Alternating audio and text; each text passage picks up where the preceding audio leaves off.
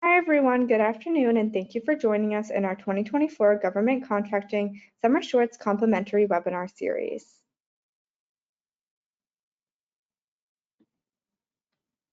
Okay, first a bit about Jennifer Schaus and Associates. We are based in downtown Washington, D.C. with a focus on advising established federal contractors. Our clients are companies who sell products, services, or software to the federal government and range from large businesses to mid-sized firms with millions in federal contracts. Separate from our consulting services, we have amassed a subscriber base of 34.8 thousand and our weekly newsletter, the Federal Contractor Weekly. We offer advertising opportunities in the newsletter, including sponsored content newsletters and webinars. If you are interested in reaching federal contractors, please email us and ask for a media kit.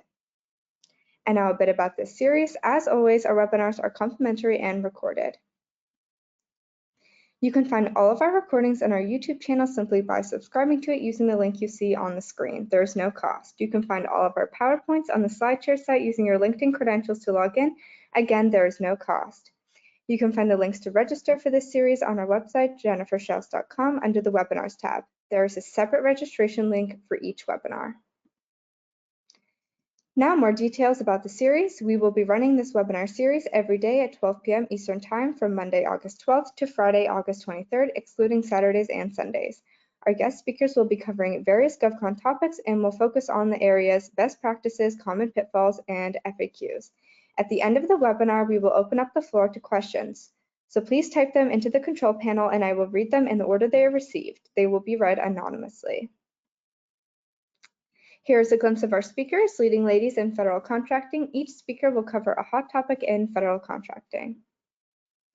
And here are more images of the ladies you will hear from over the next 2 weeks. Again, please remember you can find the full schedule and also the recordings on our website under the tab Webinars. For all of our webinars, please hop over to our complimentary YouTube channel. Our webinars are complimentary thanks to our longtime and kind sponsors. We would like to thank our friends at GovEvents, the premier platform for posting events related to government and government contracting. You can find all of our webinars and our events on govevents.com, as well as recordings from our past 700 plus webinars. We also want to thank Tom Johnson and his team at Set Aside Alert, the go-to publication for contracting opportunities for small, women-owned, veteran-owned, HUBZone, and 8A firms. Visit setasidealert.com for more information. Also, the Fairfax County Economic Development Group is a great resource for businesses in Northern Virginia. Please visit their calendar to learn about events and trainings, including this webinar series.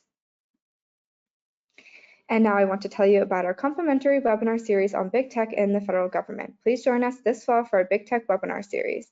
This series will run every Wednesday at 12 p.m. Eastern Time. You can find the registration links on our website under Big Tech. As always, these webinars are complimentary and recorded. We will cover the top 15 big tech companies who sell to the U.S. federal government. This includes household names like Amazon, Facebook, X, Salesforce, and more. We will dig into the data to look at lobbying dollars spent, their special interests, stock price, and how that intersects with their federal contracts. We will dissect their civilian versus defense contract as well as contract vehicle dollars to include GWACs and GSA schedules. We will also look at their subcontracting dollars. This series is offering a unique sponsorship opportunity. We've heavily discounted the series to a rate of $1,500. This covers the entire series. Sponsored benefits include registration list, ample promo in our newsletter, and LinkedIn. You'll also get a sponsor side with a 100-word or less write-up about your business. If you are interested, please click on the sponsor link to place your order or send us an email to hello@jenniferschaus.com if you have any questions.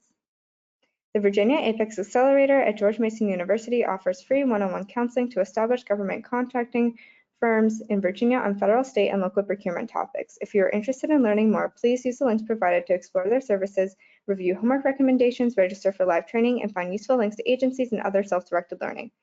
One-on-one counseling is limited to eligible client companies. Appointment requests are handled in the order they were received and based on counselor availability due to high demand. Online resources and group trainings are free with no restriction on business location. Okay, let's meet today's speaker now. Please welcome Heather Teed from EOP Consulting to the webinar. Today she will be covering the topic of pricing. Heather, we are so excited to hear your presentation. I will put myself on mute and turn the floor over to you. Please let me know when you would like to advance to the next slide. Thank you so much. Glad to be here and talking about my favorite subject, pricing. So a little bit about me. I have more than 30 years of experience in management consulting, cost and pricing, pricing strategy, basis of estimates, proposal development, and business analysis and market intelligence. I started EOP 12 years ago in 2012, and my team and I have been helping companies of all different sizes with pricing strategy, cost and price proposals, BOEs, subcontractor cost price package reviews, diagnosing why you're losing on price, and offering training to folks to help everyone win in their cost volume. When I'm not working on cost and price proposals, I'm usually in the classroom teaching about them, or I am providing custom training to folks on cost and price. Next slide. Okay, today's topic is pricing. And so as we all know, everything being equal, if our competitors have great technical, great management, great past performance, et cetera, just like us, it comes down to price. So we've got to be sharp and know how to win in that cost and price volume. So I'll be sharing the top 5 best practices, some top 5 common pitfalls, and top 5 FAQs that I see and my team sees. And my hope for you is that from this presentation, you're going to be following those best practices, avoiding the common pitfalls, and learning from the FAQs. You have my contact information in the slides, and please do feel free to connect with me on LinkedIn and contact me with any cost or price questions that are too sensitive to share in this public forum. So if you are sharing a cost and pricing question, like keep it vague or broad, so we don't want anybody sharing any proprietary information. And then if you are a cost and price professional, you know that this discipline is definitely an apprenticeship. So you need mentors and trusted advisors. So again, please don't hesitate to reach out to myself or any other cost or price professional you admire in industry. We love to mentor folks along their way. Next slide. We're going to be talking about best practices now. And best practices are so important. My dad was a baseball coach, and he always emphasized the fundamentals. And to me, that applies to pricing as well. We need to focus on fundamentals. So number 1, next slide. Best practice number 1, read the RFP. You'd be surprised how many people don't read the RFP, but this is critical. So please, please, please take the time, read that RFP from front to back. Read it more than once. My team and I actually have mugs that say, read the RFP on one side and EOP on the other, because I just cannot tell you how many times folks don't read the RFP. So it's a big reminder to always do that.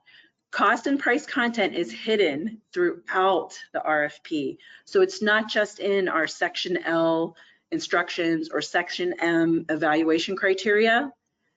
There may be materials in Section B. You have to complete a pricing schedule. There could be clauses or contract data requirements lists, so CDRLs, that require maybe a total compensation plan or a professional compensation plan that has to be submitted with the proposal, and your pricing needs to match and marry up with that plan. There could be clauses around maybe the Service Contract Labor Standards Act, more commonly known as Service Contract Act, that you need to comply with. There could be other requirements in the Statement of Work or PWS, or even in their own attachment around certifications, security clearances, and other things that the folks you're proposing need to have, which would increase that direct labor rate. The government may have even given you direct labor rate minimums. You want to look and find that period of performance, work locations, so that you can pull the right kind of data, especially if you're pulling any kind of current market salary survey data. And then we do, as always, we want to focus on the instructions and the evaluation criteria. We want to get our compliance matrices together. We want to make sure we've read through those, put our questions together to the government, and really understand the instructions and really understand what's being evaluated. That is critical. We want to understand whether we're looking at price realism, cost realism, price reasonableness, cost reasonableness, balance. What is specifically being evaluated and how is it being evaluated? Is it a total evaluated price model. You know, what is happening, so that we can make sure that as we're putting our response together, we have a good understanding. So if we're looking at realism, our price is not too low. If we're looking at reasonableness, our price is not too high. And remember, the government has to tell us what they are evaluating. So it's very critical we understand specifically what's being evaluated, how it's being evaluated, and our response then will align to those evaluation criteria. Next slide, please. All right, best practice number 2, test that government provided cost or price template. I'm sure we've all seen, we get to a few days before something's due, and now we find a whole bunch of things wrong with that cost or price template. Test that early. Make sure you're inserting, you know, $1 or a unit of 1 in every cell just to see what it does. I've had cases where we've worked on proposals where even if you just inserted $1 or 1 in every cell, it was way more than the team expected that total to be. So again, test those models, ask questions early, find out what's working and not working. That way you can get a very clear question back to the government on specifically what cell's not working, what column's not working, why it's not working. If they've locked the spreadsheet and you can't figure it out, you have time to go back and forth with them to get that resolved before your proposal goes in. And then you need to determine whether you can add columns, delete columns. Sometimes the government says you can't change anything, but maybe you need to because your accounting practices, you need another column. Make sure you ask those questions. And think about your subcontractors. Do you need to tailor those templates for them? Is that allowed? So test those templates. I know myself and our team, we use a software called Perfect Excel, Perfect XL, and we run those models through that software to check to see if there are any misaligned formulas, old formulas that don't work, links to other files, etc. And that really helps us make sure that we can find those errors, and we can find those errors in locked cells that, and locked pages that maybe we can't inspect, you know, ourselves. So that's a great tool that we use. Next slide. All right, another best practice that I know my team and I do is we determine the pricing levers up front. So we like to go through and determine, you know, every element of cost and price, what we can and cannot change. And then we like to document that so that when we have our pricing reviews or our green teams, everyone's on the same page about here are the elements of cost and price. Here's what the government told us we can change. Here's, you know, maybe they gave us a not to exceed value for ODCs or travels. We can't change that, right? So, or maybe they gave us the hours that we're not allowed to change. We document that so that when we have those meetings and perhaps someone has not read the RFP, we're not having a whole sidebar or we're going off on a tangent and taking the whole group down a path of changing something that we can't change. So understanding what you can and can't change relative to cost and price, having that documented, using that in your review meetings so that everyone understands where we are, documenting the decisions around those levers, and then what the outcome is also very important so that you don't get to that very last review of your price and someone wants to make a suggestion to change something and everybody forgot why we decided what we decided around that particular pricing lever. So we like to document those things, document what decision was being made so we don't have that last minute change that then causes everyone to be up all night making changes to the pricing. It can still happen, but you know, let's try and eliminate that kind of thing by making sure we're all on the same page. Next slide. So take time to focus on the development and the implementation of your pricing strategy. So if you've had a price to win, or maybe there's internal advice around pricing strategy, or you have an external consultant that put together a price to win or pricing strategy, you may need time to incorporate that into your internal pricing model. There may be questions, there may be things and assumptions you need to go back and forth on internally to make sure, you know, maybe that suggestion that you got does not work, you know, or that strategy that someone asked to be implemented will not work, you know, in whatever you're doing. And so you need time to be able to work through those strategies. We could have a whole conversation on pricing strategy in and of itself. That's a whole separate training class. So we're not going to get into specific strategies here, but you need to understand and incorporate those pricing strategies into your model. You need to understand your firm's risk tolerance as well as your competitors' risk tolerance, and be aware that there are some pricing strategies that have a very long lead time. So maybe creating a new cost center would be one of those strategies that you can't do that days before the proposal is due. So those timing of certain pricing strategies and understanding that's critical to make sure that you are putting together a price proposal that reflects those analyses and all that research that has come before, you know, that moment where you actually putting everything together. Next slide, please. Always check for compliance. So when we've done that first read of the RFP, we've put together our compliance matrix. A lot of times we find that folks are sort of scared of putting together the compliance matrix portion for cost and pricing, but you should take the time and do that. Work from that compliance matrix, and then check your work against that compliance matrix. Have a colleague check your work. Have another person, you know, check your work to make sure you are compliant. If you are checking your own compliance, you've been working so long in there, you may miss certain things. So highly recommend a colleague checks your work for compliance.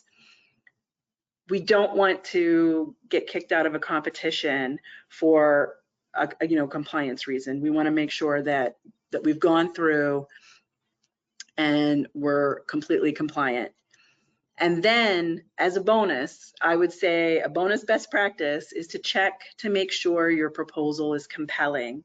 So, you know, first and foremost, we need the fundamentals of making sure we are compliant, but we also need to be compelling. Our proposal is a sales document. We are trying to convince a buyer to buy from us. And in our cost volume, we're trying to convince that buyer why our cost or price makes sense to them. How are we compelling to them? We're not using as much flowery language as you might get in the other volumes. We're using facts. We're asserting something and we're supporting that assertion with facts. But we need to make sure that we've got those words on the paper so that the buyer reading our proposal can understand why our price is our price. So that's something very important that folks need to focus on. It's not just about the numbers in the spreadsheet. It's also about explaining to that end buyer why our price is our price. Next slide, please. All right, now we're going to be talking about avoiding some common pitfalls that we see. Next slide. Yep. Common pitfall number one is failing to focus on the narrative. I can't tell you how many times that people will leave that narrative to the very last minute. They will do everything working in the spreadsheet for weeks and weeks and weeks, and no one will have looked at that narrative until the last couple days. Given how critical cost and price can be if everything else is equal, that is a huge pitfall. We need to make sure that we are focusing on that narrative early. That is something you can outline and put together as much as you can as soon as that proposal drops. You've read your RFP, you've completed your compliance matrix, you should be working on your annotated outline of your narrative and starting to fill that in with all the material that you can fill in. Then you can switch to your Excel, work through your Excel, and then start and go back to adding in materials into your narrative. You do not want to leave that to the last minute. You will never get it to the point where you have conveyed compelling material about why that buyer should buy from you in that narrative if you leave it to the last minute. All you will be able to do is be compliant. And in this competitive environment, that is not a formula for winning. So we definitely want to make sure we are focusing on that narrative. It's very important to be able to put that together and write about every element of cost and price and write about why that buyer should buy from you. And that is not something you can do in a vacuum. That is something you have to do in coordination with other members in your firm. So again, failing to focus on the narrative is one of the biggest pitfalls we see. Next slide, please. Another pitfall we see is unsupported assertions. So people will just say, I can do this better, faster, cheaper. They won't support it with facts. Your cost and price volume is all about persuasive writing. So we need to make an assertion and support that with facts. Again, that is not something you're going to be able to do at the very last minute. You need to pull that together and work on that over time. So your narrative will have those assertions about why you're the better choice. Why can your firm do this faster? And if you are the lower cost, why you are the lower cost and why that's not a risk. You're probably not going to address all three of these. You're probably going to address two because you're usually not all of those. You may be explaining why you're better and you're more of a best value and why you cost more than some other firms and how that's going to reduce risk for the government. But again, that takes time to write that. That takes time to put together your assertion and back it with the facts. So that's a very common pitfall we see is folks not leaving any time to make sure that they've supported why their price is their price. Next slide, please. All right, and third pitfall we see is failing to thoroughly explain and support with data the basis of your price. So providing all that backup data of why your price is your price. If the government has asked you to provide the backup for your direct labor, you know, are you providing a report from your accounting system? Are you having to provide payroll? Are you having to provide market salary reports? Making sure you actually provide the data that is being requested and understand the data that is being requested. They may want copies of support for your indirect rates, especially if you don't have any kind of approved indirect rates. They may want 3 years of historical detailed data with current data and projected forward. Understand and know what you need to provide as backup. Many times we see people failing to read the RFP to understand the level of data that's required and how long it takes to pull that data together across your firm. And especially if you have to provide those 3 years of historical indirect rates. If you don't have those handy, pulling that together is going to require a concerted effort, possibly across several people. So you want to make sure you understand what that supporting data needs to be and have that data and a plan to get that data together. Next slide, please. We've seen this many times where there will be roles described in technical management staffing, org charts that don't align to the labor categories in the cost and price. So someone reading your technical management staffing or looking at your org charts and then trying to make sense of how that translates into the price and labor categories that you have in the pricing, they can't do it. So you may see that in feedback from the government if you've requested a debrief that they couldn't make that connection. So we recommend that you always have a map for the reviewer in your cost volume that connects to those roles that we see in technical management staffing, VOEs, org charts, so that someone understands if you call somebody a certain name just by their role, in another volume what that translates to in cost or price. Make it easy for them to figure that out.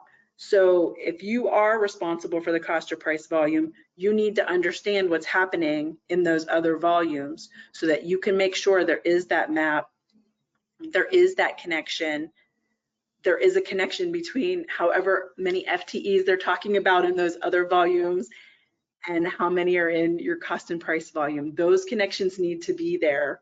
It is not, the cost and price volume is not done in isolation, right? It is connected to those other volumes. Next slide, please. Okay, and then another major pitfall we see is non-compliant subcontractor proposals. So you can do all this great work on your proposal only to have a subcontractor not read your instructions to them, not follow your templates, not fully understand what they're supposed to do in their cost and price proposal. If that's the case, folks like myself, we help companies check and work with those subcontractors to make sure that their proposals are compliant, so that if you have a huge must-win that you're working on, subcontractors have to propose and submit their proposals directly to the government, and you don't know what's going to be in there, you can have an external third-party reviewer come in and review that material to make sure your subcontractors understand why they need to include certain things, what needs to be in there. You know, maybe they've never seen what a good cost or price proposal looks like, and so they've never had to do that in their career. Maybe they're a brand new small business.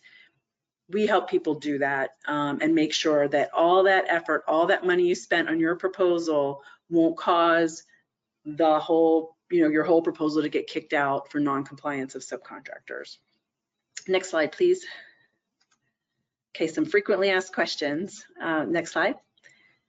So a lot of times folks will ask us, what's the difference between 2080 hours and the hours we bid? So we'll divide a salary by 2080 hours to get a direct labor rate, and then we'll multiply that direct labor rate in our fully burdened labor rates by a totally different number. It might be 1912, 1980, 1972, so it could be a completely different set of numbers. Those numbers we're multiplying by are the productive hours. So we've removed the non-productive hours because those non-productive hours for PTO, leave, holidays, maybe your firm offers training, those are already included in the fringe we apply to that direct labor.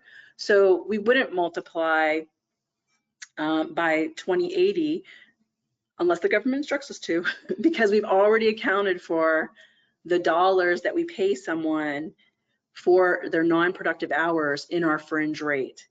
So that's why you see two different numbers. You get that a lot. That's a very confusing concept for folks. Next question. We get a lot of, what should my indirect rates be? Your indirect rates, those tell the story of your company. They are unique to your company. They align to your fringe benefits. They align to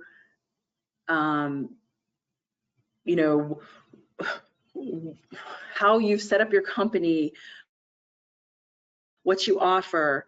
I can basically look at your indirect rates and look at your accounts and under indirect rates, and I can figure out the story of your company by looking at them. They're not going to be the same as another company. But if you really, really, really, really feel like you need to compare to somebody else, we would recommend you go look at the Gauge report. That's GAUGE report. It's from Uninet and Cohen & Resnick. And just keep in mind, it's representative of those that responded. It is not representative of all government contractors. You can Google 2024 Gauge report and you'll find it. They're on their 8th annual report right now. It was just released. It's good to look at if you need something, if someone asks you that question and wants to know. But again, it's only representative of those people that responded. It may not be representative of other companies like your company, so keep that in mind. Next slide, please. Okay, what should my profit be? Profit is the measure of reward for the risk you are taking, right? So there are calculations that the government goes through to determine your profit. They'll use, Department of Defense will use weighted guidelines, and there is a series of, there's a form and a series of questions you can go through to see how the government's going to determine your profit. You may have within your company some rules of thumb around different contract types and the risk they present to your company and ranges of profitability that your company is expecting to receive. You need to keep those in mind. But again, it should be related to the technical risk, the management risk, and the contract type risk. And it's your reward for taking those risks. So you can actually go through methodically and calculate what that profit should be or could be, and then what you're offering. And you can include that analysis in what you give to the government to help them along and understand why the profit you proposed is the profit you proposed. The only contract type that has a limit on profit is going to be cost type contracts, and those are in the FAR. T&M and firm fixed price doesn't have any limit around it. So keep that in mind. Some of your companies will have rules, other companies may not, but the government does have a process that they follow to evaluate profit, and you should be aware of it and perhaps use it to your advantage. Next slide. We get this a lot too. How much should I escalate my rates? Ideally, you've collected data across your firm for several years and you understand your own firm's metrics for increasing your rates based on what you offer folks for their salary increases, factoring in attrition, and understanding how your firm works. I mean, ideally, that would be the best situation.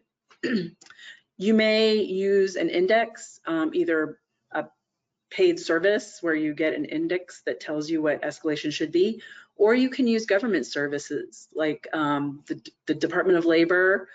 You could use the Employment Cost Index, the ECI, or you could use the Consumer Price Index. GAO does a lot of reporting on what's going on in the market and escalation. You can look to those reports. But if you do use something like the Employment Cost Index, you can actually go out, and one of Department of Labor's frequently asked questions on the ECI is, how do I use the ECI for escalation? So you can just go out there, look at that, and they clearly explain to you how you can use the ECI for escalation in government contracts. So if you don't have access to a paid source or your firm hasn't collected that data, that's a free source out there that you could use. Okay, and then next. So one of the questions we get a lot of times is, how do I calculate a discount off a rate? There's tons of formulas you can use out there. This is just one example. But what I would encourage you to do is always make sure whatever formula you use, it works backwards and forwards. We see a lot of times that people wonder why their calculations are off and why something doesn't work. Just do yourself a huge favor and always make sure your discounting works backwards and forwards. This is a little example of one way to do it. Again, there are other ways out there, but that's something to keep in mind. All right, next slide. Okay, thank you so much, Heather, for your great presentation. We will now open the floor to questions. Please type your questions in the control bar and I will read them off.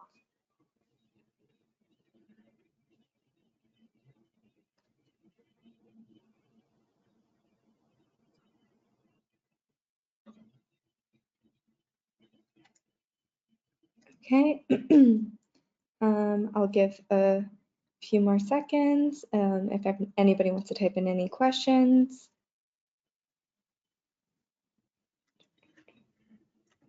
Okay, we'll move on then.